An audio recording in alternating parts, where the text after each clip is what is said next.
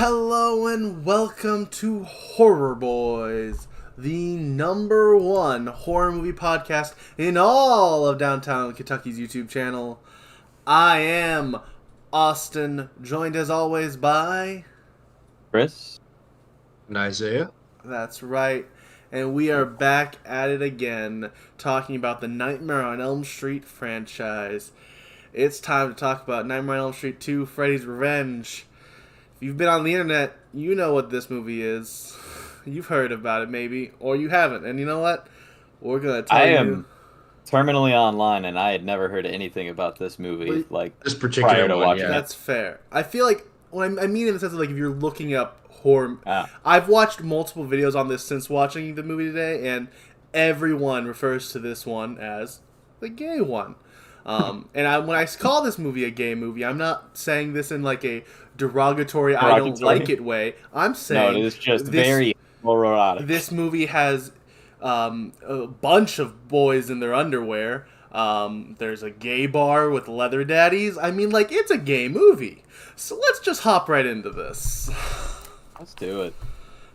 We open on the credits over a bus, and it's driving some kids home. We do, as when the bus opens, we see Robert Englund is the driver, and we're like, oh, that's a cool little tease. What does that mean? Well, the driver is Freddy. If you saw him and thought, oh, that's the actor that plays Freddy, I wonder if it's Freddy. It is. Because as he drives these kids home. He eventually reveals that he's Freddy once it is only two girls and our main character, Jesse, on the bus.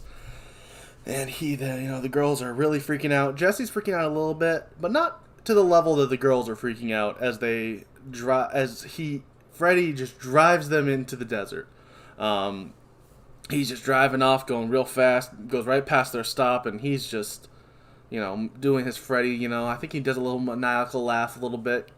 And, he gets up eventually after they're out in the middle of the desert, and the ground around them is falling away, and they're left but nothing but like two spires, like one right in the middle and one at the front.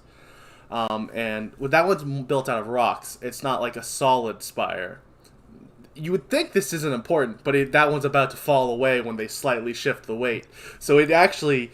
The middle one is solid. The one in the front is not. And so as Freddy walks toward them, he scratches the upholstery and the ceiling, and he gets that cringe-inducing scratch sound that, it's a fun one. And the girls go, look at what he's doing as he scratches the upholstery, because it's very scary that he scratches the upholstery. Okay, the girls in this scene are...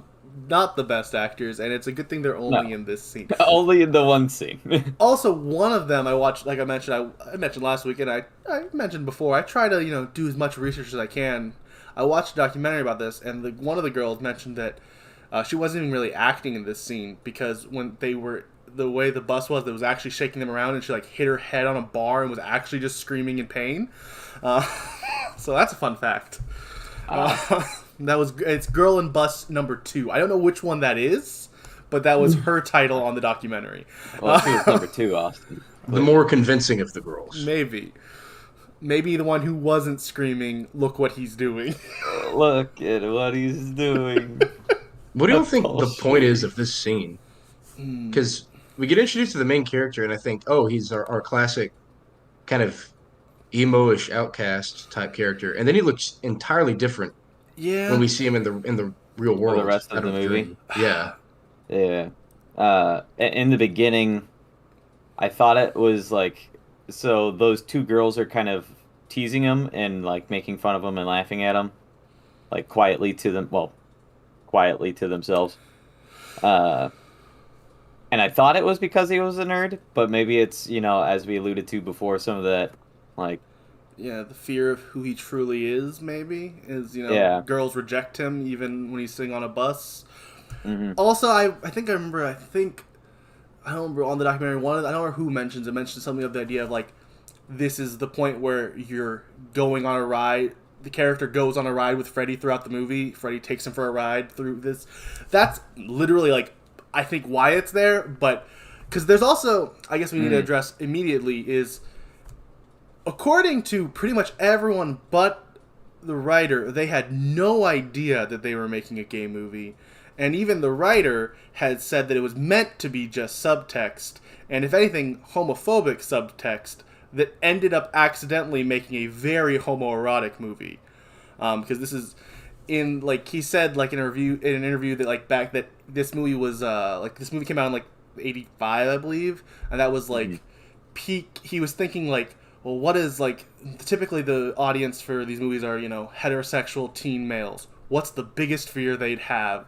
You know, having a gay dream. And that's basically where he started making this plot. But then he gets so, like, as we go through this, and you'll see, there's this so, like, on the nose homoerotic, it almost feels like that maybe that man was dealing with some stuff that he wasn't willing to admit, because it's too on the nose to be an accident at times. We'll get to some of those things, but so I think there's definitely, whether it was intentional or not, which is a lot of things, or maybe it wasn't intentional, maybe somehow this guy, maybe he did actually stumble into making this almost, not quite when we get to the end, like, praising of being gay movie. It's so weird. It doesn't know what it is exactly. Yeah, it's a little all over the place. Yeah, which could be because this was the writer's, like, first ever script, and he wasn't a writer. He just worked, like, in some other department, and he had a script, and they picked it up because they wanted to make this movie really quickly off of the success of the last one. So maybe a lot of this was somehow him falling. This was a happy accident. This was a, you know, Friday the 13th. Friday the 13th, the first one. Accidentally making a great movie without even knowing what you're doing. Maybe it was that, but I don't know. We'll get to some more of the stuff as we go on. So we now have Jesse, and he wakes up screaming. Like, some of the best... He does some of the best, like, you know, Scream horror movie Queen-esque... scream. Yeah, horror movie girl in peril scream throughout this movie. I think he might be better than any other Scream Queen ever. And, you know, which he's a guy, which adds to the, like gender reversal of roles in this movie, which is, it's weird, and I don't know if it's intentional how well they do it. I don't know. This movie baffles me. And not that I don't like it. I want to make sure that's clear as I say that. Like, I like this movie, but I don't understand most of this movie. Where were we though? So Jesse walks downstairs after screaming. He's woke up drenched in sweat, and we get soaked. And we get one of these first shots that, like, kind of reverses the male gaze of, oh, it's a teen boy in his underwear drenched in sweat, and it's a prolonged enough shot that he's, you know, adjusting his underwear. Like, it's like, what is are you sure this are you sure, writers and you know, writer, oh yeah, you finally admitted there was some gay subtext, which is, you know, if this is subtext, where's the text? Because it's in my face. But it's the subtext. Where's the overtext? Yeah, but how did everyone else on, like, the thing, like, on the production was like, oh, we couldn't realize it was a gay movie. How? I've never seen a gay man before, Yeah, like, so I don't know what they act like. Like, I'm not saying, I want to make sure it's clear just... that I'm not, like, bashing this movie for being so gay. I just don't understand. It baffles me that everyone involved said they had no idea what they were doing. It's like, it was, yeah. Really? Okay. But this is just, well, we're going to point it out when it happens, because it happens a lot. A lot? Yeah. Where were we, though? Now we cut to Jesse has this interaction with his family. His first kind of interaction in, like, the kitchen. I didn't write down a lot of what happens in the scene. Not much happens. It's just kind of like I think this is the first time his dad mentions, hey, you need to clean that room. You need to unpack. We've been here long enough, kind of a thing. Which does become, like, a slight bit of a plot point later. It's very slight. Yeah. But yeah. So he leaves, and he's met at the door to leave with his friend from school, Lisa. They hop in his car and they head out, and, you know, there's already kind of at this point you could tell that Lisa definitely is really into him, because as you see in, like, the next shot, or, like, a couple shots later, Lisa has this amazing pool, which in this amazing house, as we find out later in the movie. Yet she chooses to ride to school in this junker with him, which shows that she's going on the trip for him, not for the car, because that cool he has to VW He doesn't need it. Yeah. he starts this car with his by pressing buttons because it's broken. He doesn't even need a key. Yeah. And she puts it like, "Don't you need a key for that?" And sure, somebody stealing it. And he's like, "This rattling old death trap. Yeah. Good luck. But we're lucky to be alive riding in this car right now." And then they just kind of merrily go on their And way. they just head off All to right. school, and we cut to gym class, which as everyone has a gym class, girls do archery, boys do baseball. That's gym. That's what we all At did the same gym. time, directly next to each other on the totally field. safe. There's no chance of the girls actually shooting anyone or anything like that. No, it's completely normal. That's how gym class works. Yeah. Well, the 80s were a different time. That's also. true, and that's how I just want to. That's our stunt for this movie is we are going to put on a gym class with some high schoolers where we do this, where we have archery happening at the same time as baseball. We're gonna see how it works. I'm really curious to see if it works. We'll find The out. challenge is just to resist shooting Chris. Yeah.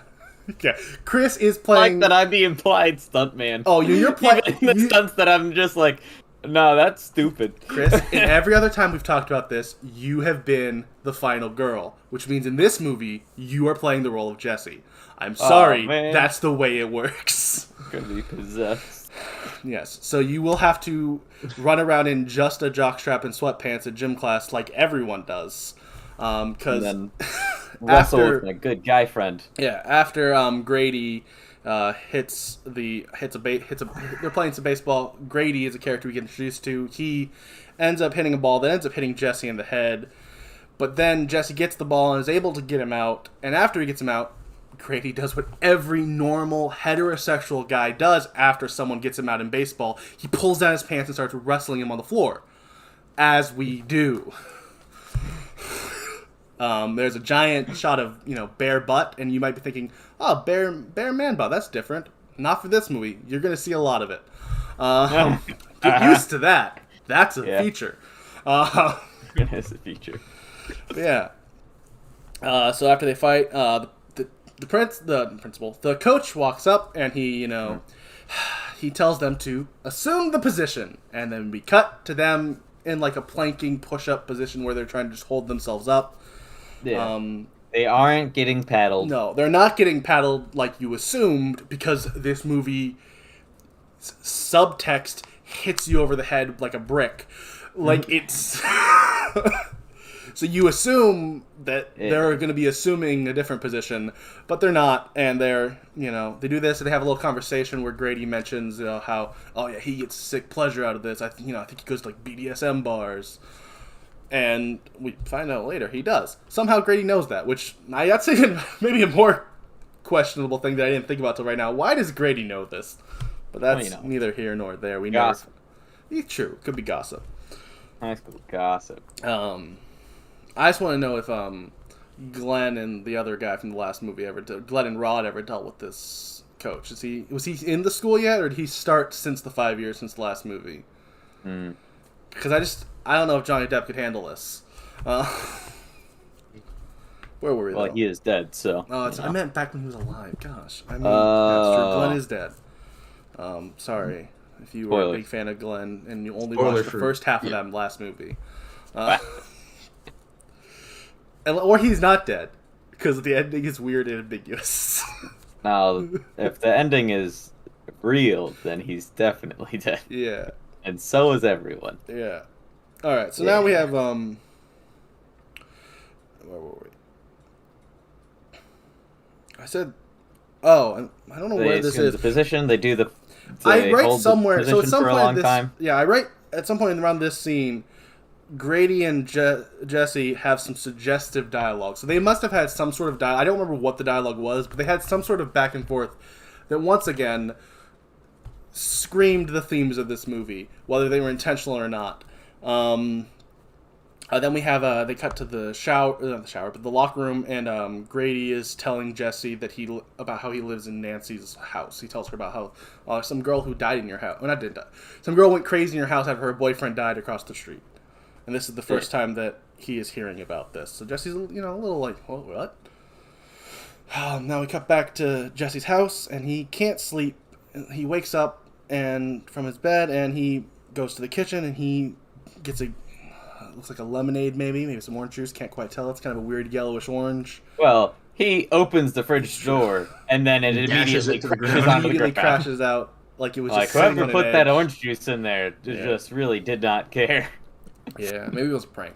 His little sister's a prankster. Yeah. But then he sees something out the window, and he, of course, goes out to, investigate it, because it's a horror movie, and specifically, it's a Friday the 13th movie, and at this point you kind of tell that it might be in a dream. It's not a Friday the 13th movie. You're right, it's a Nightmare on Elm Street movie. I'll remember it eventually. The best part is, back when we watched Friday the 13th, I called it Nightmare on Elm Street a couple times. I just can't get it right. But yeah, so it's a Nightmare on Elm Street movie, and you can kind of tell in this scene, because it's got a little bit of that vibe.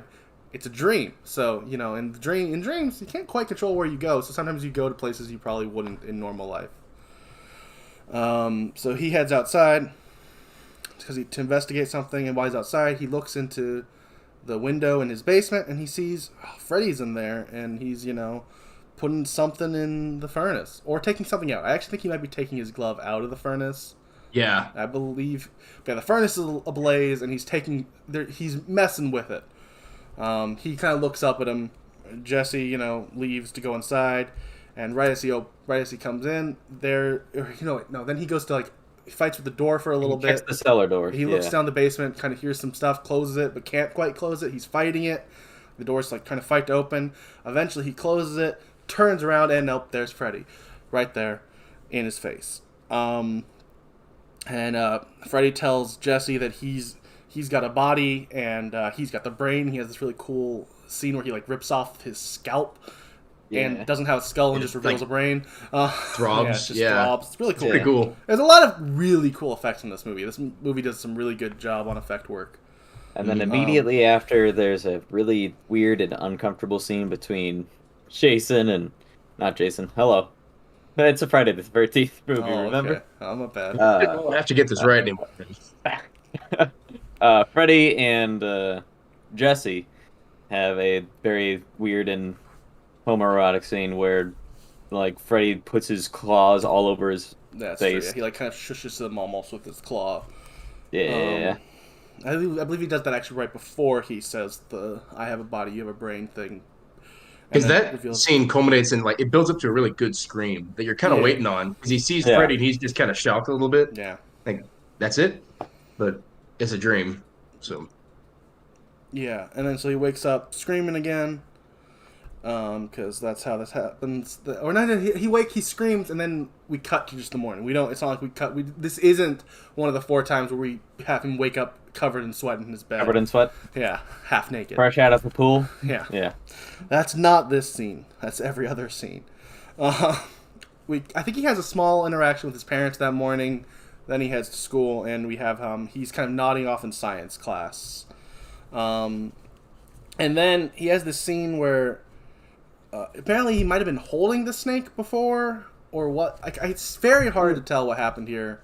Well, yeah, he's asleep, and then Grady and other guy look over and they're like, "Oh, he's asleep." And then we cut back to him, and suddenly there's a python slithering all around him. Yeah, and you kind of think maybe this is a dream. They kind of want you to think it is, but it isn't, because he wakes up and he's like, "No!"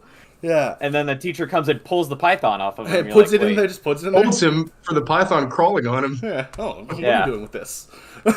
And puts it away. Which begs the question, if somebody did put that on him, how did anybody put that on him without the teacher noticing it all? It's a weird scene. I don't think there is a solution for how it happens exactly. It just kind of happens. It sure does. Yeah. Or maybe we're taking the dream logic, where if you're touching the thing that you are but then dreaming where about. Did the snake that should have been there be? That's the problem. Because there was a cage for it. Yeah, that's the thing is, if it was dream logic, into. I'm completely willing to believe this is a dream and somehow we got the snake there. If they didn't immediately have the teacher go, "Oh, this belongs here. It goes in our snake cage." It's like, hold up. No, this is our emergency snake cage in case somebody starts dreaming and a python appears out of nowhere. To be fair, they do live on Elm Street. They probably should have that. But Got dream cages of all sizes. And Jesse then is at home and he calls Lisa and to make plans with her. We see her come out of the really nice pool. This is the point where we realize, wait, why is she going to school with him in this crappy little car? She must really love him. So he makes plans with her, but as he's about to go leave, his dad's like, no, you can't leave. You get upstairs and you clean your room. And he goes and does that. And it's set to music. Well, unpacks his room. Yeah, he's going to unpack. Right, he has to unpack his room, and he goes, and it's a montage almost, but not quite a montage. Set to music as he's dancing around. I believe the intention was to do something like Risky Business, which was a popular movie that had just come out, but they don't hit Risky Business. They hit weird, like, gay music video that just feels out of place. Business. Yeah, in the middle of this movie, he's like, there's a point where he's like backing his butt up to close a drawer. Like, it's like he does twerk on his drawer. Fun fact about this scene: this dance scene is played quite often at in full at gay bars. They play this scene because like we I don't think we mentioned it yet, but this movie's actually been like. This movie is not obviously not. I'm not gonna speak for one. I'm not in the gay community, the gay horror community, so I can't speak for any of them. But I have heard that the majority of the gay horror community like love this movie. This movie has like huge, like there's a huge backing in like the gay community for this movie, and one place that it is used is at like gay bars. They will play this song on play this music video-esque thing on the screen. So, there's a fun little fact about gay bars in this movie. Nice. Yep. But yeah, as he's doing this weird little dance number, it culminates with him gyrating with this little bat thing, and he's got like a tiny little baseball bat. It also has like a little ball that can pop out of it, but he pops out right at the end, right it's the as world's smallest pop gun. Yeah, right as Lisa walks in with his mom. The climactic pop. Yeah, and he's got like all this stuff on that he was just like, he was having a fun time, and and some sparkly gold glasses. Yeah, he has that really fun and really weirdly delivered line where he dumps the first box in as he starts, and like, is that good enough for you, Dad? And it's like, all right, okay. This scene, I would almost argue, has a gay subtext, while the rest of the movie hits you over the head. But it is what it is. There's nothing wrong with that. I want to make sure that's clear. I love this movie for how gay it is. I really do. But it is very gay. So she comes in, she starts helping him finish, unpacking his room, and after going past the board game Probe that is in his closet, because the stage director, it's subtext. The subtext. Like the stage. To be fair, that one there is a couple things that are blatantly done because the stage coordinator, who did like the props and stuff, was gay and could tell what was happening, and there's like a sign on his door that says like no out of town chicks, but the word no and chicks are really big, so all you see is no chicks on his door. He has the board game Probe in his closet. Like there's definitely some stuff here, but she finds Nancy's diary. She starts reading it. First, she reads a little story about how she likes looking over at Glenn across the street. Then Jesse's like, "Hey, let me read a little bit," and he flips a little bit further, and he starts reading a thing that they start thinking is another, sexy time written thing. But then it mentions metal claws and his name being Fred, and it freaks out Jesse because she's describing the person he's been seeing in his dreams. There's a really good connection, a really good way to jump from number one to number two. Yeah, it would have been better if we had seen the diary in number one. Yeah, unless I missed it. I don't think that was there, so I don't know how much foresight they exercised. But I feel like an alternative would have been, I don't know, they keep one of the same characters, and then that like every time that just feels so forced. And in this one, this seems like a very natural progression from 1 to 2, same house, and he emerges from the furnace, very very poltergeisty, and it just seems anchored in like the way things should go, in a way. Yeah. And yeah, he's reading it aloud before he. Sorry. And then that kind of where that scene ends, and we cut back to that later that night, and Jesse he's like writhing in bed before he kind of wakes up and notices that everything in his room is melting. Like, yeah, everything's melting, and so he gets up and he heads down to the basement, and he goes straight to the furnace, and he finds Freddy's glove there. Still, I think it's kind of a cool feature. It's still wrapped just like it was in part 1, from what the way her mom wrapped it, which I guess implies that this is the real glove that was there. Maybe. I don't know. Probably, sure. Maybe.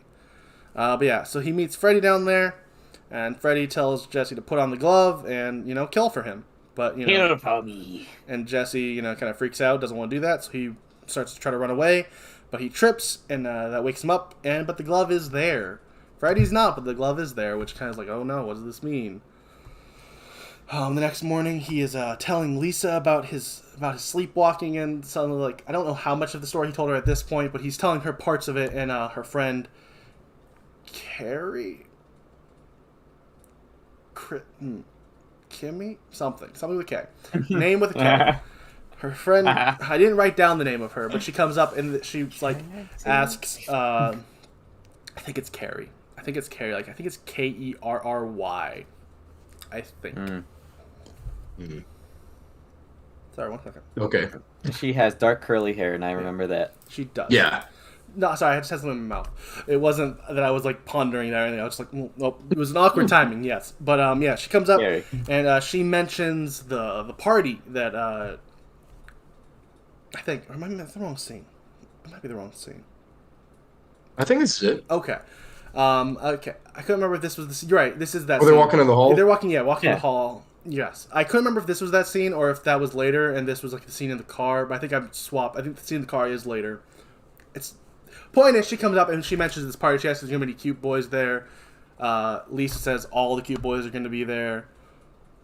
So that's pretty cool. All the cute boys are going to be there. I mean, it sounds like a fun party now. Yeah, so she's having this big party. We now know that party is going to, be a thing maybe. That might be a really important plot setting later. Now we have Grady and Jesse talk about the coach in the locker room, and he walks up on them talking crap about him, and of course he makes them do some more of the push-up plank punishment. Because, maybe don't talk bad about the person who like runs the room you're talking bad about and could definitely walk up on you at any second. Might have been a lapse in judgment on their part. But yeah. Now we're back we're back at Jesse's house, and everyone in his house is like, it's hot, and they're all like, oh my gosh, it's hot. And Jesse's dad goes over to the thermostat and finds out that it's actually 97 degrees in their house, and also there's birds that we find out exist. Yeah, the scene opens with the mom covering up the bird cage to let us know that there is a bird cage. This scene there wasn't previous is very much hated online. Everyone thinks the scene is awful, and I get it. What? Yeah, I don't hate this scene as much as the internet. This is like one of the big things people point to on pointing out how this movie has like bad writing and bad pacing and all this stuff. Is this scene? I don't quite get the absolute hatred for this scene or at all for this movie, but this scene is brought up in that, and because we lead to this, and the birds start freaking out in the bird cage, and Jesse goes over there. He opens it.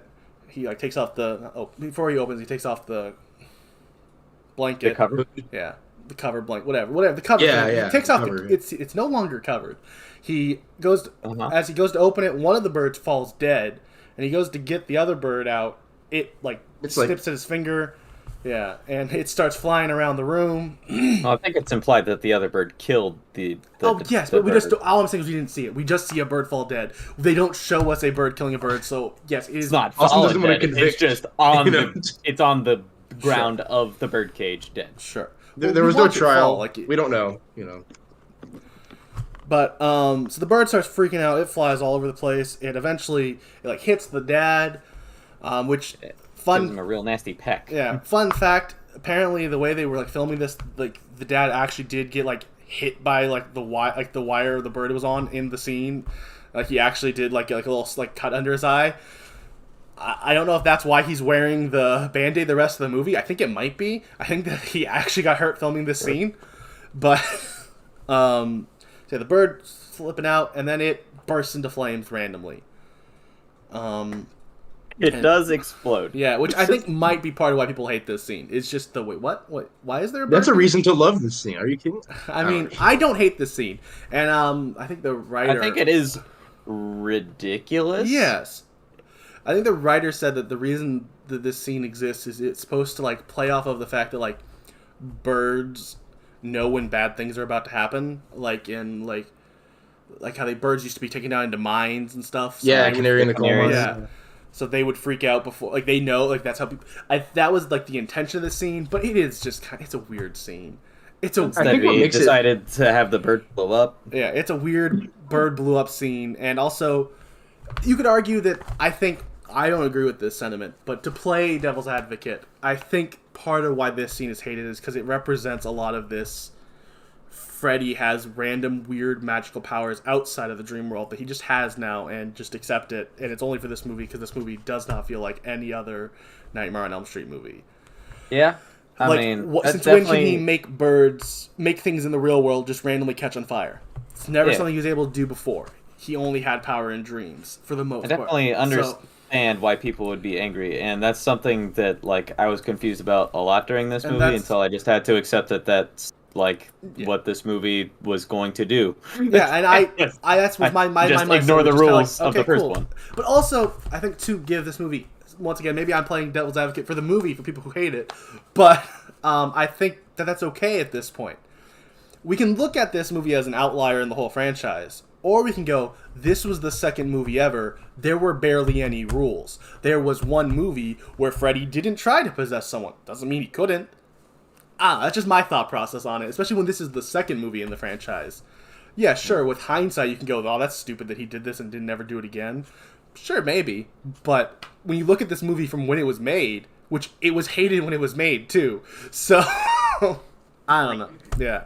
I mean, it also made tons of money, but it was critically panned worse than people did not like the directions they took it, most of the directions they took. In addition to that, Mm-hmm. They do go out of their way to clarify, one might criticize clumsily, that the birds are being put to sleep.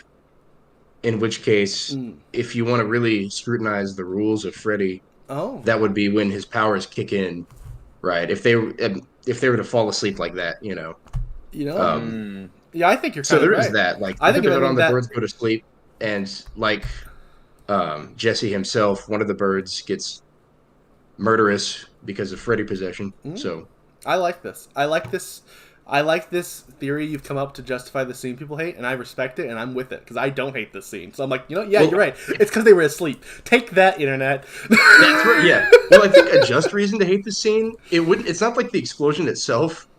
It's so much as the way that they deal with it afterward. Yeah. Because immediately the accusation is you fed that bird the entire firework. Clearly, you killed those birds, and you set this that whole wasn't thing the up. immediate reaction. His father immediately was like, "Well, there must be a gas leak or something," which doesn't make sense. But he was trying to justify it. And just it's not a gas leak. And he's like, well, "Why? What else could it be?" Your mom said you did gas. this. Oh, so did you do this? That must be the scenario, and that makes Jesse angry, so he storms off. That feels a little bit forced to me. Yeah, it does. That feels more awkward than the spontaneous bird combustion. Yeah, no, it does. That's fair. But yeah, Jesse, I'll be honest, and it's funny, I will praise his acting later, but in this scene, his acting is pretty rough, as Jesse gets angry at his dad, and he leaves. But he can't sleep again, and he goes downstairs before lightning randomly hits the dishes, which makes you think this scene is a dream. But as we find out later, it isn't. So I'm very confused by what happens and what didn't happen in this next couple scenes. Because it's definitely implied later in the movie that pretty much everything here had to have happened the way we saw it. Yeah. So even though it looks in a lot of parts very dream-like. Yeah, I think they want you to think it could be a dream. Because Jesse then decides to, with his shirt completely unbuttoned and no shoes on, I think. Yeah, no, he's definitely shoeless.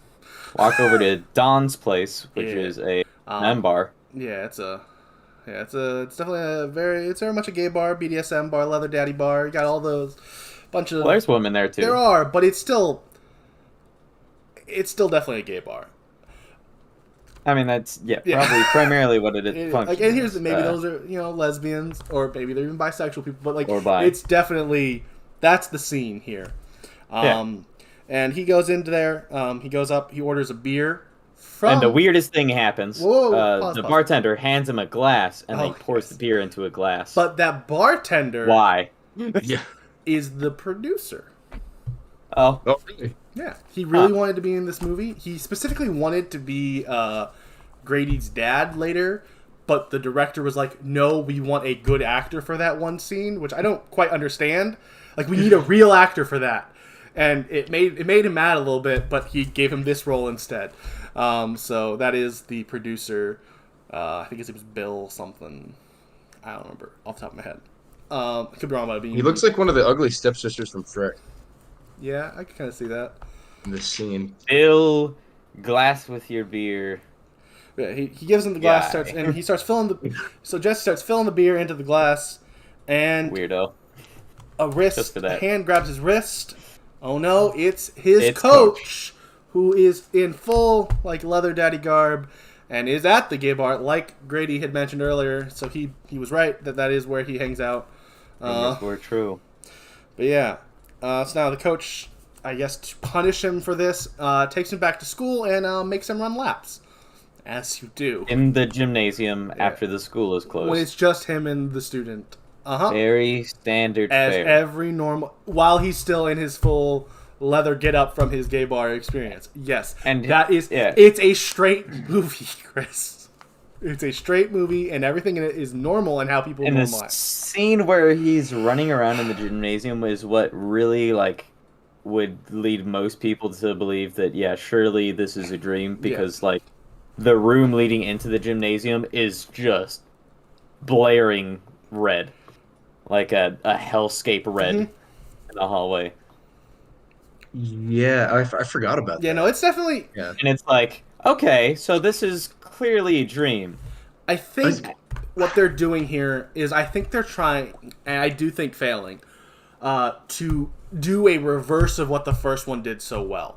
The first one did a really good job of you not knowing if it's a dream yet. I think this one was trying to throw you red herrings to make you think it's a dream when it wasn't.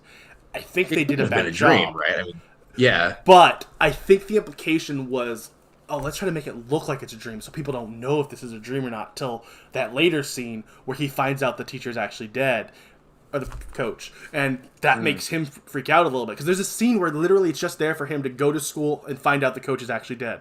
We watched him kill the coach. We all knew he was dead. You would think Jesse would have realized he was dead, but I guess Jesse was still in denial at that point because maybe Jesse also thought this was all a dream.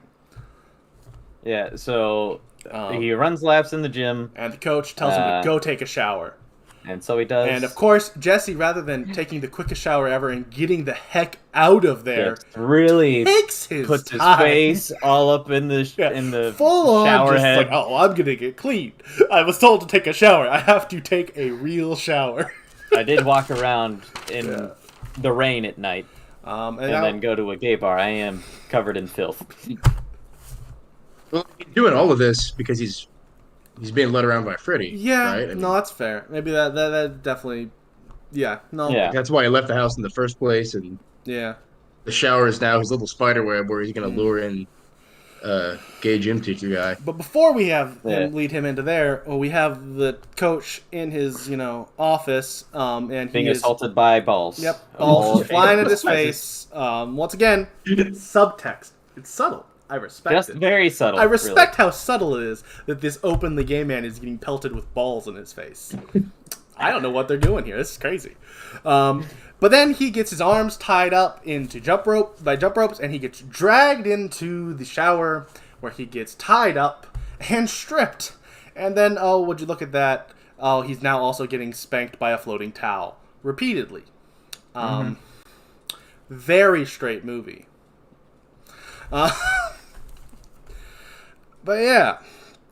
Then Freddy, we assume Freddy at this point, slashes his back, does it twice. That kills him. The water also turns to blood. Transition scene where it's Jesse in the shower, and then the fog rises up, and then kind of clears away a little bit, and then it's Freddy. Yeah. Yeah. And then he slashes at his back. And then they do kind of a similar thing, but in reverse, and we see covered in blood Jesse to end the scene, and he gives another one of those iconic. I love them. I really do. Those iconic screams he gives. Yeah. And he belts one out. And then the scene cuts. We cut back to his house, and we're inside with his parents, and there's a knock at the door, and 2 cops just bring him back naked, and we're like, yeah, we found him naked.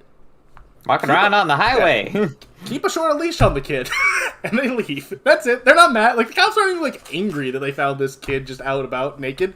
They're just hey, can you be a better parent? Be a better parent. Why is he out naked? Goodbye. You should know where your kid is instead of walking on the highway naked. But then his dad, he tells him, I have 2 questions for you.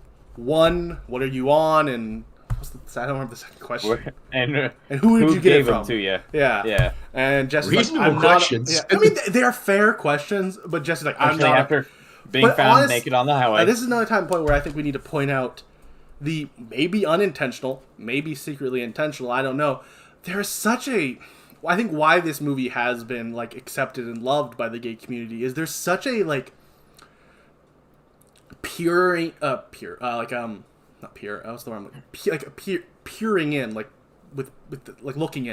looking into the lives of a lot of gay people where their father is completely rejecting them and not believing them, while their mom is just completely accepting and ushering him. I just feel I feel like maybe it was unintentional, because maybe I'm giving this movie more credit, but it just adds to this story that they unintentionally made a really good gay movie, which is weird. It wasn't on purpose, I don't think. But there's this that element of I've known people where that's the stereotypical thing. Oh, the father rejects the kid because how dare he be gay, but the mother still loves him and accepts him. And that's kind of what's happening here with his parents. His father's just oh, I don't know, this kid. And his mom's oh, she's at least outwardly showing him nothing but love. I don't know, I just feel like it was worth mentioning. I don't know enough to dive fully into that and try to break down the psychology there, so we'll move on. But I do think that was on purpose.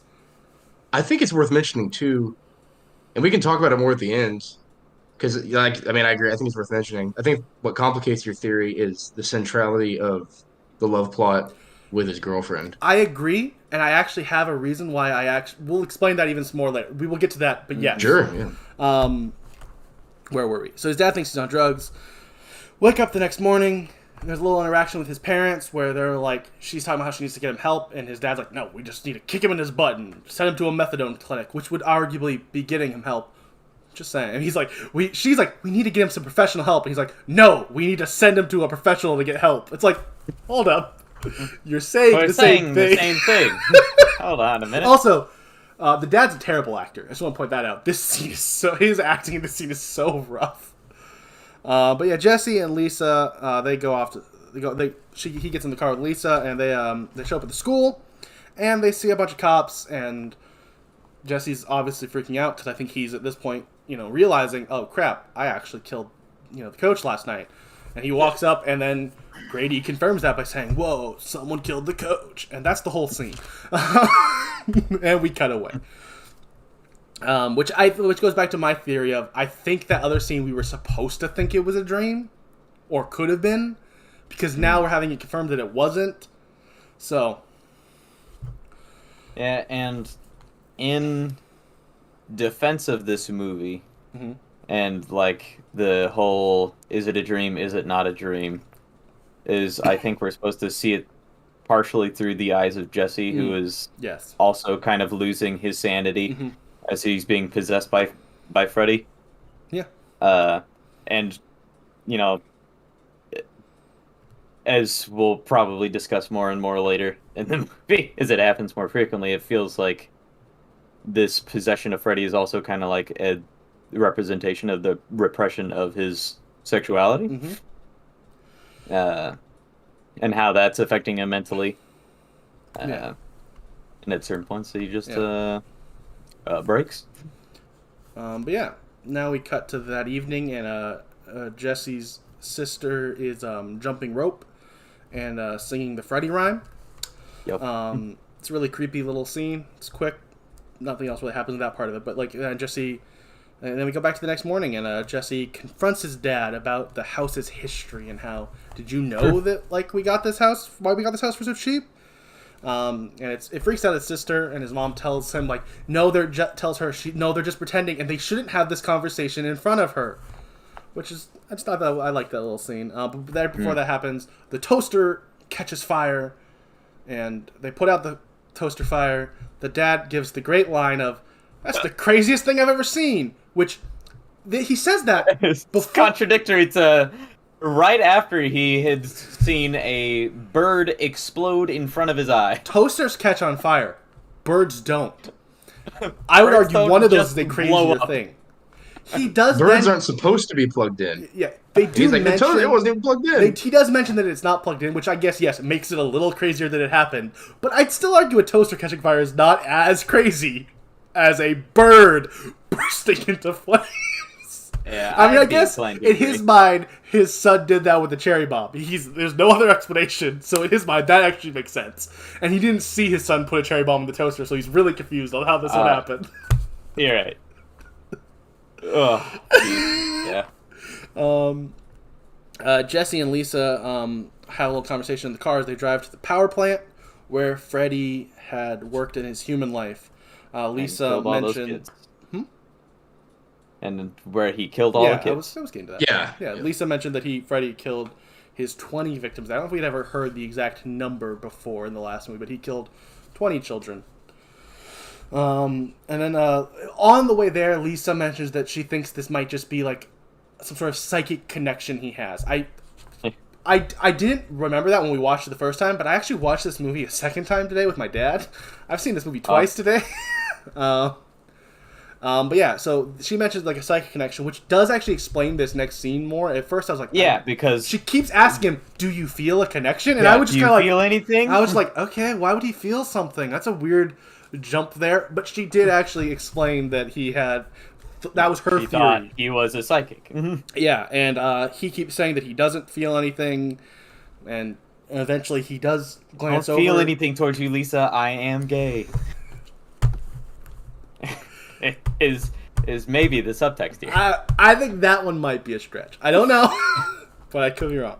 But he does notice this cabinet, and there's a really long shot of them walking towards the cabinet to open it, and just a little rat. Oh, rat, scary. No, it's a rat. That's it. Just it's a rat. I will say, on a rewatch, I did notice a welder's mask under the rat, which makes me wonder, does that where Freddy made his glove? From the credits of the first movie? That might be me looking way too into it. But I did wonder if we were supposed to be like, I wonder. Might have not. But that scene feels so pointless that I want to believe there was something there that we were supposed to care about. Oh, no, Austin.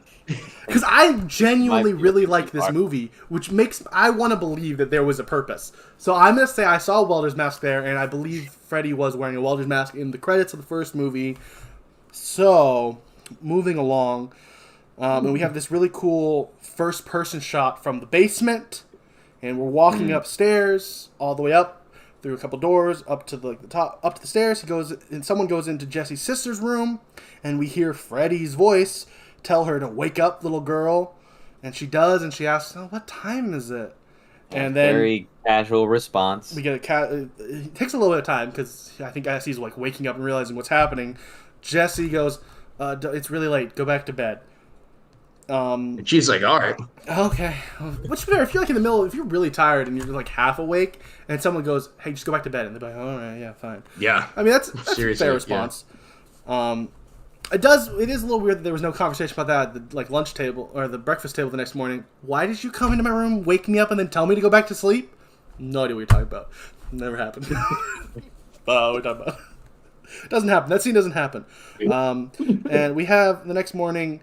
I think with this next morning we have another one of those shots where, once again, I think maybe it was on purpose. He have his mom really trying to check in on him. I think this is the scene where she goes, "Oh, you're looking really nice," even though he's not looking any different. So she's just trying to be nice to her kid and trying to show him love, because she's like, "Oh, you're looking a lot better." Yet he still looks like a mess, and he's got starting to get bags under his eyes because he's not sleeping. He's not looking better, but she says he is. Then next morning on the car ride to school, Jesse tells Lisa that his dad thinks he's on drugs and his mom thinks he's crazy, and he's at the point where he's starting to think his mom's probably right.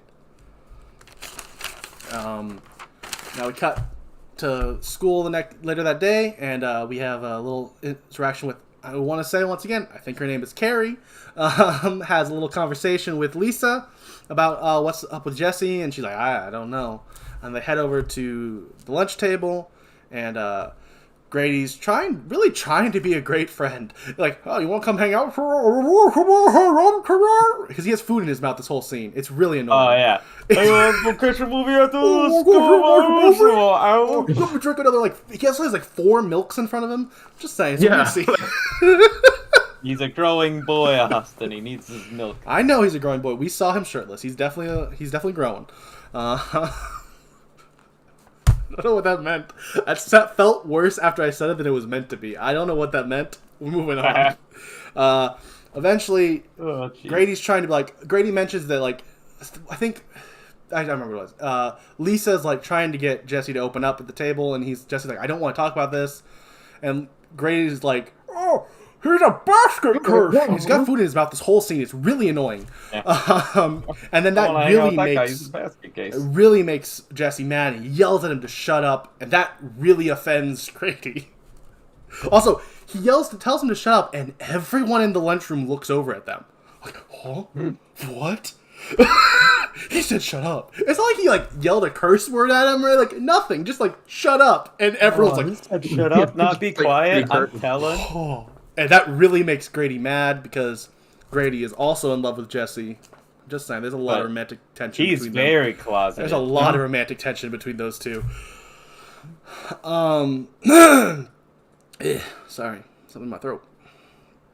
So yeah, now we cut to Lisa's party later that day.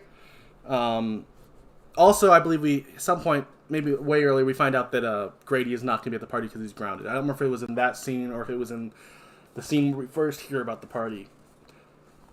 The lunch table, I believe. I think it is at the lunch table, yeah. I think maybe homegirl Carrie was trying to, see if he was going, because I think she might have the hots for him, maybe. It's very not implied, because she's really curious if he's going. By. It's it's nothing. There's no setup for them having a character, because they can't, because Grady is very gay. But yeah, Jesse, we cut to the party, and Jesse's, he's just a mope, and so he's gonna leave the party, Lisa goes over to talk to him, and she's like, "Why are you doing this?" And he kind of, tells her that he doesn't feel right. He just, he has a little heart to heart with her, and she tells him she goes and leans in for a kiss, and they kiss, and then we cut out to the partygoers, and they're all waiting for her parents to turn off the light and go to bed so they can start having this raucous party, and apparently there's no repercussions if they turn their lights off. It's weird. I mean, I know the parents, and there's a little scene where the parents go, "Oh, it's not," the mom goes, "It's not worth it, just let them have fun." But there is this moment where everyone at the party goes, "Yeah, they turned the lights off, now we can party and drink beers." Why are you immediately start playing really loud music and all this the second they It doesn't take anyone time to fall asleep. They just go to sleep they turn immediately. The lights off! The beer has a fancily designed label that just says beer. Well, to be fair, did y'all see that? They wheel in a whole wagon full of it, and it's the Pabst Blue Ribbon flourish cursive style. It just says beer. I mean, to be fair, beer. they can't get the rights to the real beers. I mean, that's fair. I get that. No Miller High Life. No. Just beer. But yeah, so now we cut back into the little like pool house shed? pool house shed thing, and Jesse and Lisa, they're starting to go to town. This is They as are close to harmonic. making out. This is as close to harmonic as we get as he starts, kissing down her stomach. But before he can, do anything more, Freddy starts to take over. Whoa! Yeah, Freddy takes over his tongue, and there's a giant cow tongue-esque tongue that comes out of his mouth. Yeah.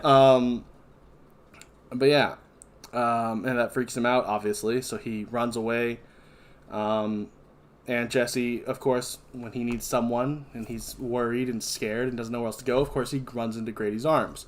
And here's the pool shed scene and the scene that's about to come really kind of lay into the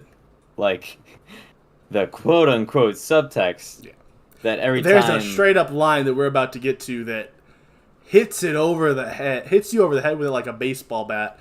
Every time Jesse starts to feel a certain way, Freddy starts to take over. Yeah. You've got the cow tongue scene, and he's like, "Wait, no, actually, I'm not into this. I'm into cow tongues." And then he's just completely taken out of maybe he's bi. Maybe he's a bi icon. But maybe either way, he's definitely not straight.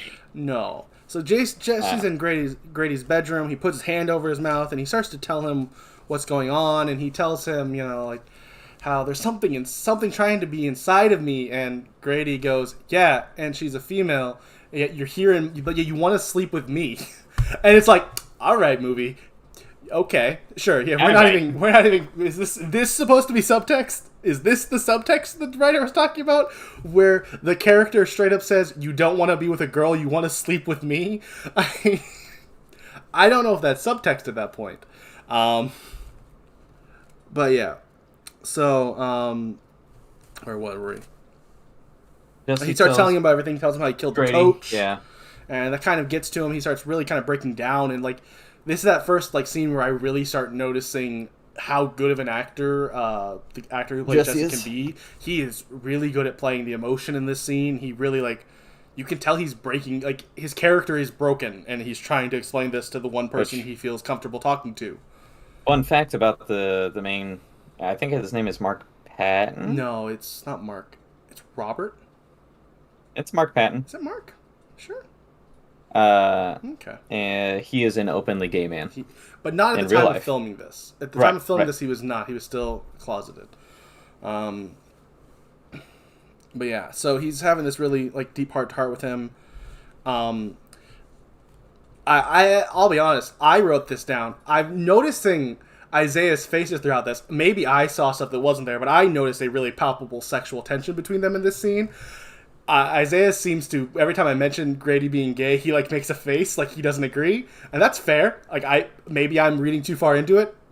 I do feel there's definitely an element of Jesse is more gay in these scenes, but there is a deep emotional connection and weird tension between them in this scene, which maybe it's two really good bros just being friends. I mean, there's a chance, and maybe that was what was intended.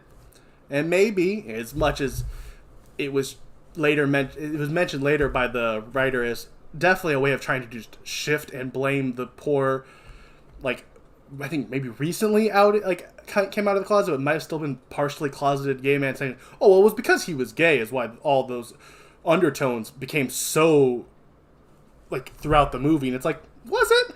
I feel it's not fair to, try to put blame on Mark when this movie is... Yeah, it's not like an actor can do anything that the director and writer do not make them do. Yeah. I mean, you can, act a certain... Yeah. No, I'm not going to even...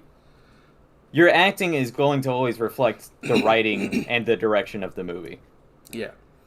Unless it's just completely improvised, which I don't think most of this, or really any of this was. There's one improvised line that we'll get to later, but it's not from Jesse. Lisa's, after he explains everything, explains everything to him. Grady starts to be like, okay, fine, you can. I understand now. And Jesse's like, hey, please watch me. Like, I'm gonna go to sleep. Like, if I start freaking out at all, or if I wake up or I try to leave or anything, you need to stop me. And whatever you do, don't go to sleep. Then we cut away to Lisa and her friend, Carrie. We're gonna go with that. Having a little conversation, and Lisa's telling her, oh, I want to go try to find him, but I don't want to leave my own party. And her friend's like, who cares about the party? Go find him. Carrie or whatever her name is, she's a good friend. She's a good friend trying to help out her friend. She's very supportive. I feel like in so many other movies, this character of Carrie would be like, why do you care about this loser? Stop caring about this loser. And she's like been supportive the whole time, like, oh yeah, no, cool, good for you. Go, you get him. You be with him. Good for you. All right. Which, hey, it's a nice change of pace. Kind of a pattern throughout this movie. Yeah. Like, the dad is, not really the authoritarian that he seems when he's introduced. And, Grady is not the bully that he's introduced as. And then the rich girl from across the street is not just using him as a ride to school, which she claims at first. There's we uncover the sincerity between a lot of characters. We cut back to Grady, and he is deciding to ignore Jesse's warning and turns out the light and is about to go to sleep. Like the second that happens, Jesse starts waking up and be like, oh, it's happening again. And this scene is awesome as he has a American Werewolf in London-esque transition into Freddy here as his arm starts the claws come out, his arm starts ripping, and we see it's awesome. And then he we see an eye through his mouth, which I don't love that shot, but it's still cool. Cool. Yeah, and then we have Freddy literally come out of his stomach and just into the room, and very Alien style. Yeah. But a whole person. Yeah. Yeah. But instead he just slices open his chest and crawls out. Grady starts yelling like crazy. Borderline Jesse level screams here. Not quite the iconic screams that Jesse pulls off, but once again, kind of subverting gender norms in this movie. Grady is kind of screaming like a damsel in distress in this scene, which take it for what you will. For his dad. Yeah, he's screaming for his dad to come help him. His dad, who could not be played by Bob Shaye because he is not a real actor. You're making me feel bad for him. That's fair. I don't know. I would feel bad for Bob Shaye if he didn't, in my opinion, ruin the last movie with demanding those not post-credit scenes, but post-ending scenes he wanted in that movie that I feel really take away from the climax of that movie just to set up the potential sequels. That's a good reason to dislike. I don't love Bob Shaye. Tell you. I mean, that's my only reason. That's really my only reason not to love him. I don't have anything else against the man. I don't know the guy at all, but I don't like that part about him. But yeah, so he's screaming for his dad. His dad's on the other side, and he's calling him Ron because we a couple times apparently Grady's his last name. We kind of it's hinted at once when Carrie mentions his name earlier in the movie. Yeah. Well, this is the first time we fully hear someone call him Ron or Ronnie. I don't remember what his mom called it, something like that.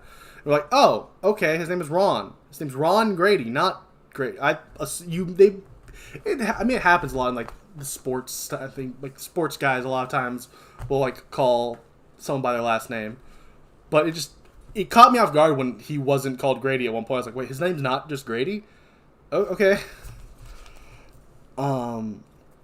And Freddy, he stabs him through the door as we're on the other side, looking at his parents. His parents are yelling for him, to open the door. It's your dad. Open the door. And his claw marks come through the door, and some blood's dripping through it. And he drags it down. Yeah, he drags him down.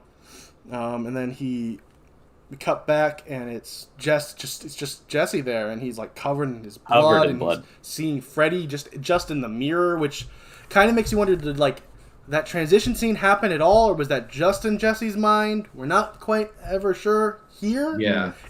I'd say due to later, when Lisa like straight up Is being interacts chased with by Freddy, Freddy? that we Yeah. know that he did become Freddy here, but he then immediately transitioned right out of it. Which Yeah, I felt like was a weird juxtaposition, right back to him covered in the blood with the claw, which made me go like, so was he ever Freddy? I feel like due to the way Freddy's powers work in this movie, maybe it was just like an illusory thing. Yeah. Like that he does with Lisa, where it's like, is she seeing these things? No, they're probably just fake. Yeah. It was probably just Jesse this whole time, but then, Freddy just wanted to do what Freddy does and scare the crap out of another teenager. I Before actually he do kills think him. there is actually a scene we will get to really soon that might actually allude to it being Jesse the whole time. We'll get to that scene. Okay. So now we cut back to Jesse starts hearing the police sirens at the house, so he leaves through the window, and he heads back to Lisa's house, and he comes into the door all covered in blood, and he tells her how he killed Grady, he killed Principal Snyder. He tells her that Fred Krueger is inside of him, and he's like trying to come out all the time, and he doesn't like. And she's like, and I wrote here that Jesse's acting is phenomenal and moving in this scene. I was my one of my one. I had a couple complaints. But that was one of my bigger complaints of the last movie was I did not like Heather something. I can't remember her last name. It's like Laning Camp or something like that. I didn't like her acting in that last movie and a lot of her emotional scenes. Jesse knocks it out of the park with these emotional scenes. Yeah, he really does. Mark is phenomenal in these scenes.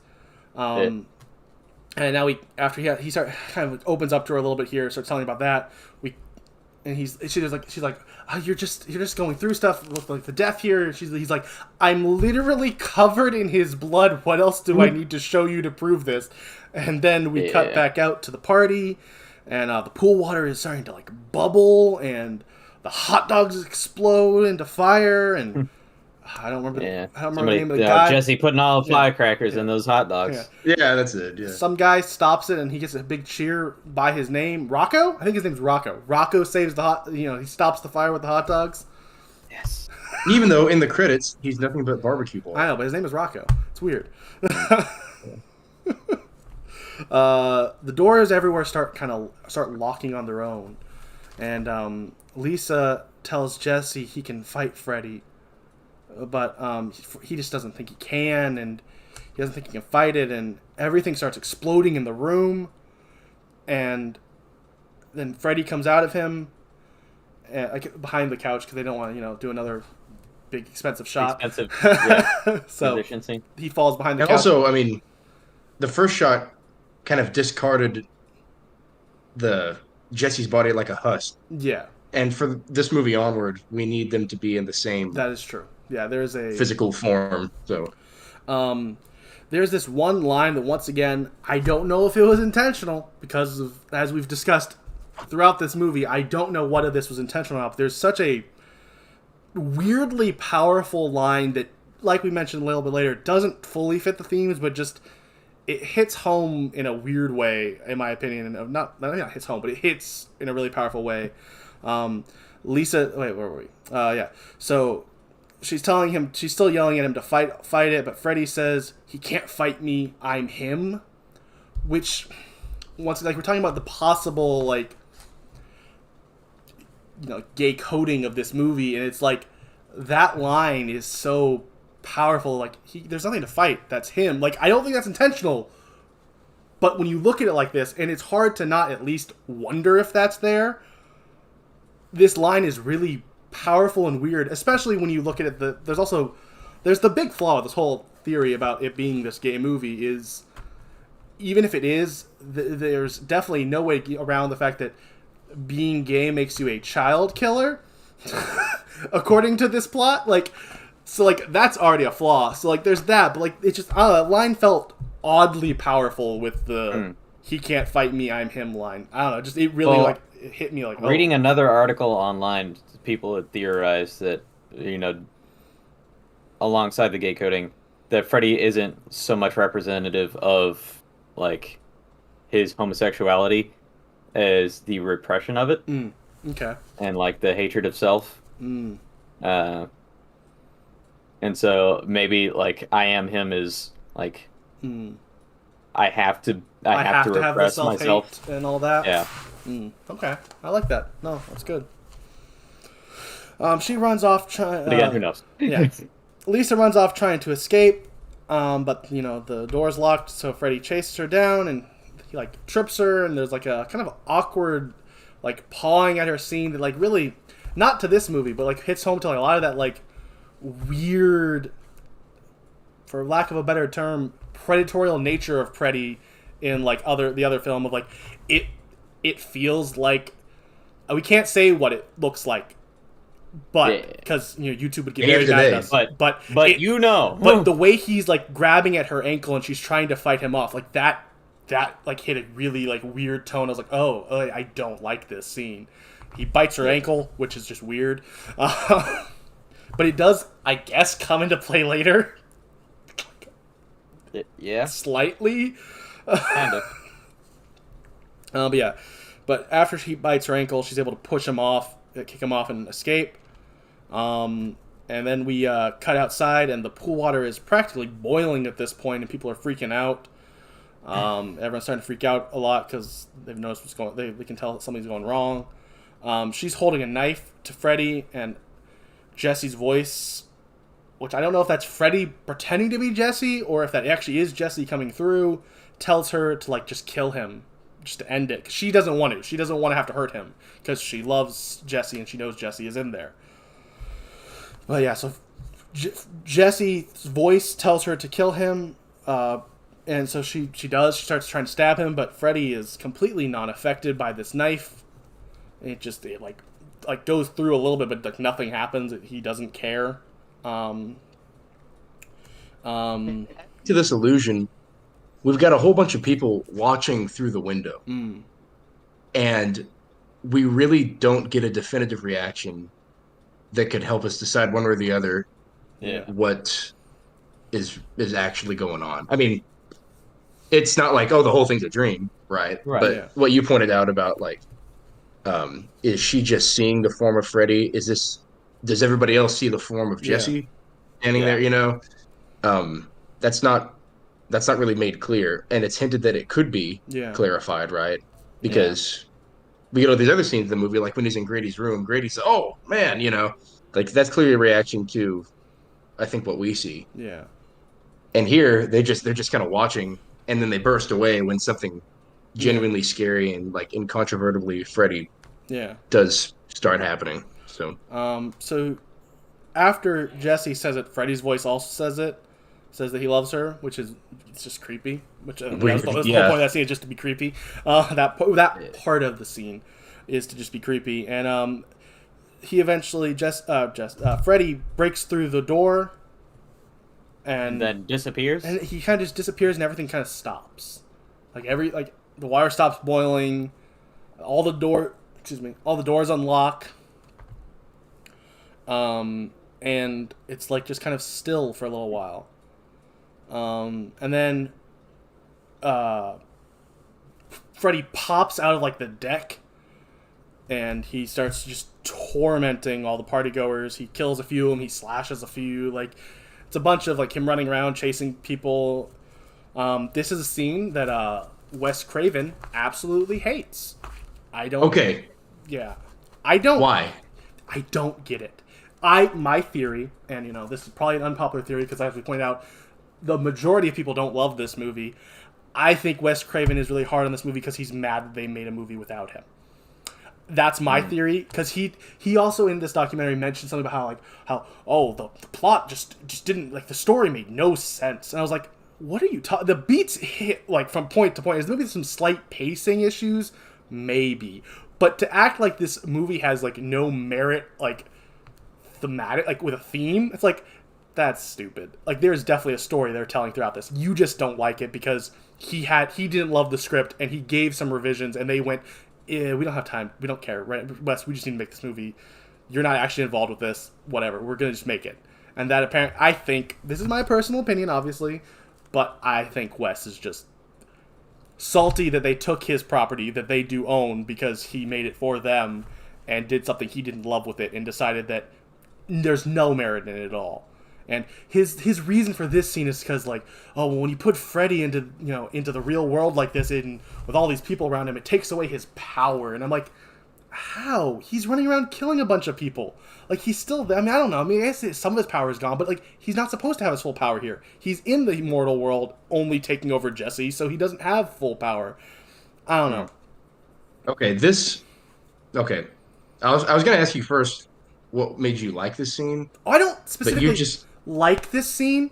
I just think that Wes Craven is being a dick critical over it. Like, I don't think it's that bad. Like, it's like, whatever. Like, I get it. I kind of get it. Like, yes, he doesn't have a super mystical control, and yeah, and maybe every other time we see him pretty much throughout every other movie, because that's the way they chose to go with it, he has a lot of power in this scene by being the only person there with, like, one teen, and he's, like, chasing them and stuff. But, like, I don't know, this scene didn't, like, take me out of it, like, oh, I can't believe Freddy would be chasing some teens around, and, you know, I don't know. I think that's definitely fair, but I think it's also fair to say that it was unnecessary for him to, like, burst through the door and then disappear and then reappear. But see, I don't think that's the thing people have a problem. That's not the thing people have a problem with. It's the fact that he's even having this scene with the pool goers at all is the complaint I was reading and hearing. well, If that's the complaint that you're reading and hearing, I think that's silly, because it's definitely easy to believe that, like, even in a real life situation, people would, like, run and cower from somebody with a knife just running around stabbing people. And so why wouldn't they do the same with a guy with knives for fingers? But yeah, I think the scene where he jumps through the door and disappears is like, well, no. No, but yeah, okay, no, that seems whatever. weird. That part makes no sense. And then he bursts into flames as he walks through a gate later. Yeah. Like, in a scene later. That doesn't make sense. But yeah, I totally believe that he'd just run around and kill a whole bunch of teenagers. What's your take on this scene, Isaiah? Because you seem to maybe have a slightly different take, and I want to hear it. I like hearing different takes. well, I mean, so do I. But well before, I mean, the moment that I watched it, before you told me Wes Craven's critique of it, I felt the same way. And I don't know if he's talking about, like, in terms of power, his actual powers as a character, or the effect that he has on screen. For me, it was the effect that he has on screen. And it was the same reason why I was underwhelmed by Jason in New York in that Friday the 13th movie. Because this isn't a very deep reason, right? Like, everything's scarier when you're alone. Right. And the horror movies become scarier as they progress, as they isolate the main character as to face the monster on their own, right? And so, just, you put the monster in a big crowd like this, however much they cower, it minimizes the effect to me. I felt that way in Jason in New York, and I felt that way as soon as I turned to the scene. This is one of my least favorite scenes in the movie for that very reason. As for, like, his powers as a character, the rules of Jason or Freddy and all that stuff, I don't know, I guess I don't really have much comment on that. Super strong opinion on it. Yeah, like, when in terms of the power that he has over the viewer on the screen, yeah, I think that's severely diminished when you put him in a big crowd like this. Same as it would be with any horror movie monster. So fair. Yeah, no, I don't agree, but I don't have a problem with your thought. It's like, yeah, that's completely fair.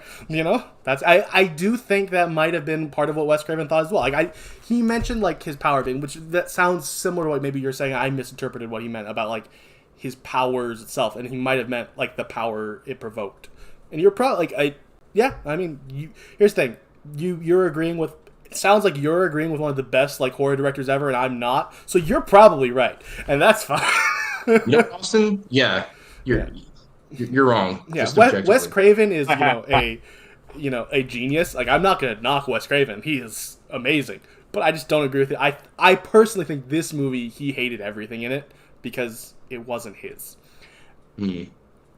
But this is actually, we're going to go back into the scene, though, a little bit, because there's this one party goer that's trying to calm him down. And I feel like this is that talk Freddy down. Which is that scene that this is the scene I was alluding to, where I think this might have been Jesse. Just be Jesse, yeah. And this is a guy trying to be like, hey, wait, whoa, bro, dude, no, yeah, you killed a dude a minute ago, but, like, just settle down. Like, he's trying to de-escalate the situation. Which, because I think any sane person who sees Freddy would be like, Okay, well, I'm screwed. Time to go. Which they don't ever say it outright here, but it makes me wonder. Yeah. That's a really cool interpretation. That hadn't Which occurred to me. I will say, if that interpretation is right, which here's the thing, it probably wasn't, because once again, like I've mentioned multiple times throughout me, like praising parts of this movie, but saying I don't think any of this was intentional. Is intentional? I think a lot of this was them It definitely fumbling could to have just something that been worked. bad writing. Yeah. But yeah, so Freddy pushes him over, and I believe it was either at the beginning of the scene or at the end of the scene. This is that improvised line I also alluded to. Freddy, when he says, "You are all my children now," that is an improvisation by Robert Englund. He just added that line into the scene. Honestly, It's creepy. If you it's think a creepy about line. Once again, context though, of him and children. Yes. it does, but also it doesn't fit the themes of this movie, which you can tell that it's improvised. Yes, that might fit Freddy's character overall, but I just feel like that line doesn't quite fit the theming this movie has been going for the whole time. Or does your interpretation fit the movie? Or does your interpretation fit or not fit the movie? That's fair. I mean, there's a That's chance, another way but I to feel like ask this the is the question. only line that I feel like took me out of that theming, and this line was improvised by an actor who thought he knew the character better. Which, here's the thing, he's Solid, He's, yeah. He's stinking Robert Englund. I'm not knocking Robert Englund. I love Robert Englund. He is But Freddy. this line is an improvised line and not written for this movie. That's a good point. So, like, does this line fit the character of Freddy better? Yeah, probably. But for this movie, was it better? I don't know. But yeah, let's move on, though. We spent a lot of time on that scene. On that one scene, yeah. And to be fair, it is a very divisive scene, apparently. You know, so it was important to discuss it at depth. I would not have thought upon first watching the scene that it would have been as divisive as it is. Yeah. See, I had a feeling it was because I didn't hate the scene, and I know that everyone hates the scene, including Isaiah. Which is, you know, I get it. I respect his opinion, and it's like, yeah, no, I expected there to be either divisiveness in the future comments or in the discussion. Where were we? So yeah, Lisa's dad shows up and he tries to shoot Freddy, but Lisa stops him, and Freddy walks through the fence in this like blazing doorway he made. Thought it was cool. Nothing really else there. He leaves. He's done there. Lisa heads to the power plant, and now this is where some scenes just get kind of weird. We have a couple practical effects that don't land in these next like 2 parts of the scene.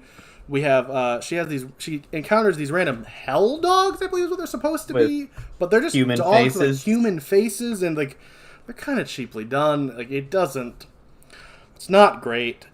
And the dogs are making like feral cat noises, Yeah. like jungle cat noises. Yeah. Yeah, so she just walks Pretty right past funny. them. They also do nothing to her. They don't try to stop her.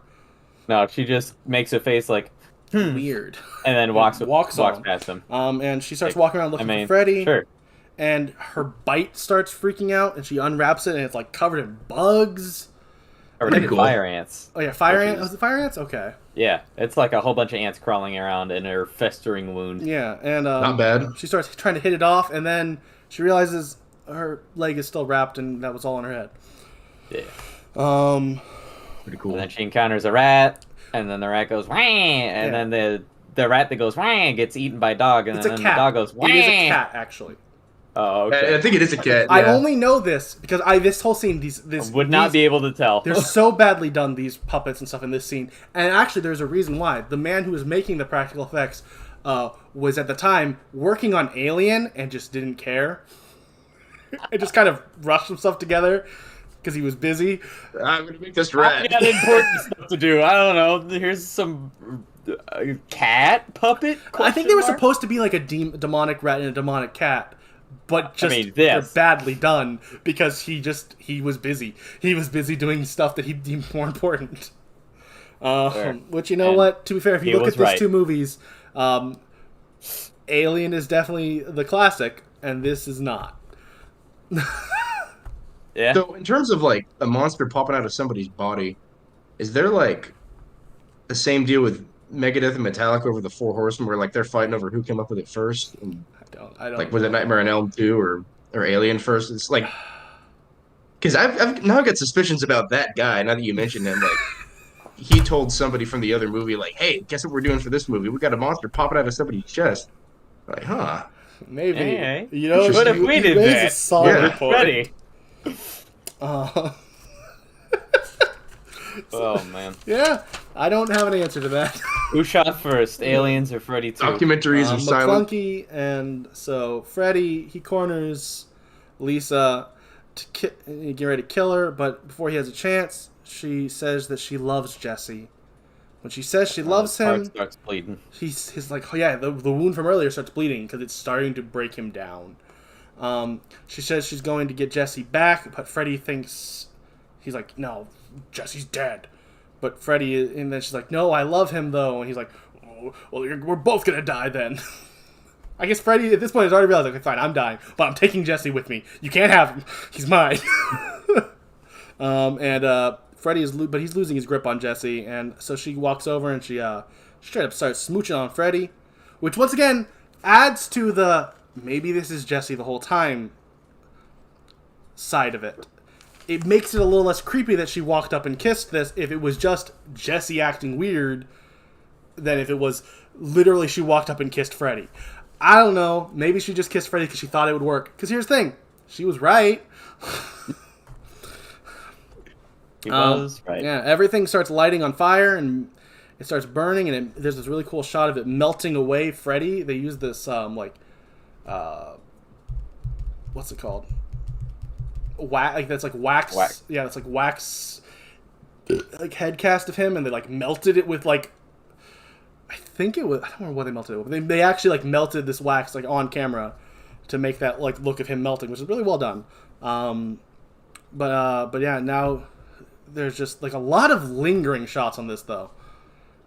This is the first time where I really felt like, not like long enough that I really had a problem with it, but this part of the movie felt like it dragged a little bit. Like there was like, do we really need to cut back to another shot of another pipe bursting onto flames? Well, yeah, and then after that, we've got to pan to all the different shots of all the different pipes not being on fire. Yeah. Just a lot of it. And, yeah, to be exact, all of the pipes that we saw caught on fire earlier, we have to watch them We have to not show be on fire every now single one of them. to confirm to the viewer that it is over.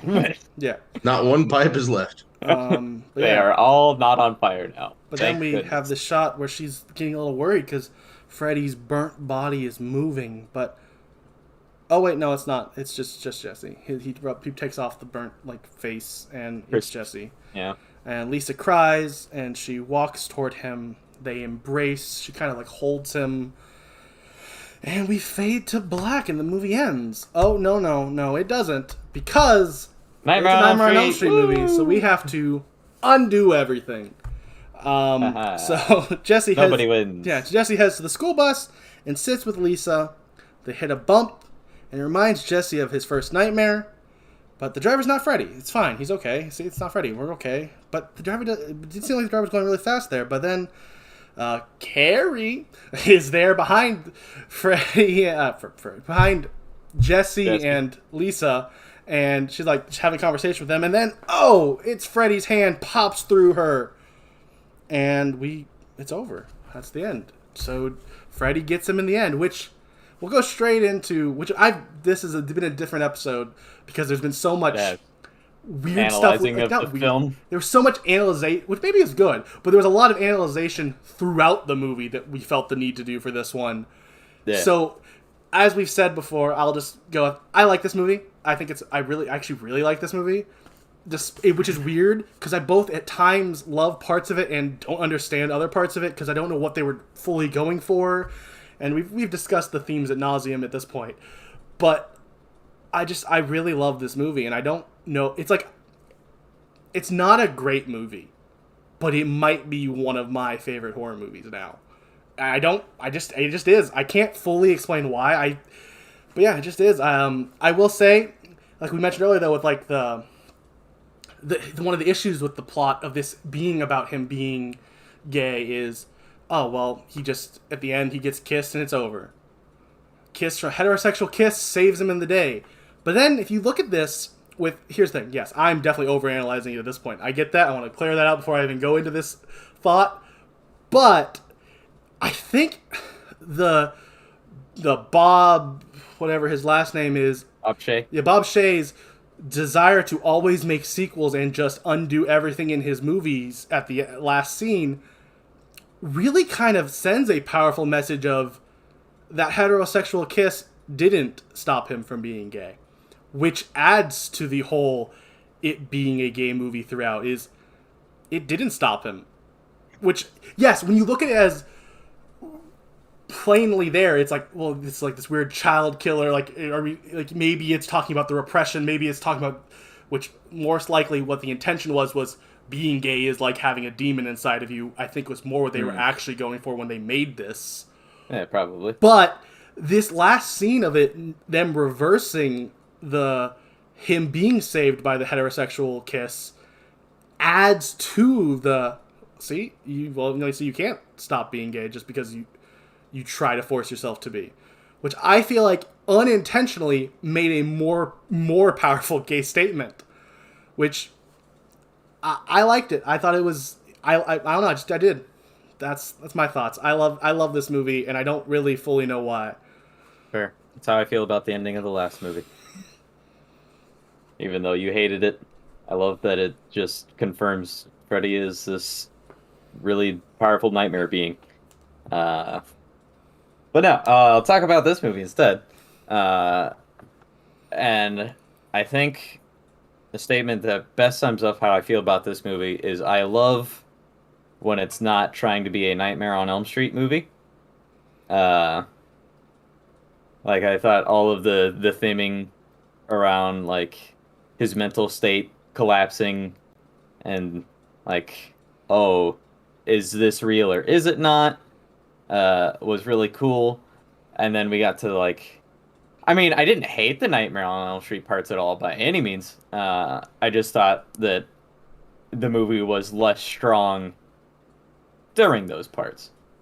And that is, like, when I noticed a lot of the flaws of the movie the most. But I thought, like, Jesse and all the screen time we got with just Jesse and, like, his interactions with his friends and his family were when the movie really shined. Overall, I enjoyed this movie a lot more than I thought I would have, because it's, you know, a horror movie sequel. I was like, oh, geez, I'm ready to suffer. And I surprisingly enjoyed it quite a bit. So yeah, pleasantly surprised. Yeah, I was also pleasantly surprised by the sequel. I already, really, as I think on it now, I was left wondering, like, why did I like the first one better than this one? And I think really, I just they just made Freddy scary in the first one, but this one was definitely a better done movie because the characters More individually fleshed out. are, yeah, they're more fleshed out. They're just better developed and they're more real. And the gay theory didn't occur to me, frankly. Y'all have some solid evidence. But actually, Austin, you said something at the beginning of this podcast that kind of made a lot of it make sense to me, at least for theories that occurred to me, when you said that depiction of him on the bus might be an image that he has of himself. And because I was legitimately curious to hear what y'all had to say about that, because I was kind of a blank slate on that. I didn't really understand it. And if that's the case, which I think, I mean, it has to be because it's a dream of himself, right? It has to be his subconscious view of himself. And if that's the case, then in that light, the movie seems to me to take on a meaning more of approaching typical teenage fears about oneself, right? And so he sees himself as a withdrawn, unpopular, mocked behind his back kind of character. And then the more we get to know him in real life in the movie, we see that he's kind of an average Joe. And the movie sets up all these very stereotypical teenage antagonists. You know, the overbearing dad, the rich girl who, as his initial nightmare might have us believe or suggest, would, you know, be more of a mocking character. and then this bully character, and they all end up actually being, very sincere, and they've got real sincere care for him in the movie, and that's just kind of revealed as it goes on in a very gradual, natural way. So I think all the characters are done very well. That was the way that I saw the movie.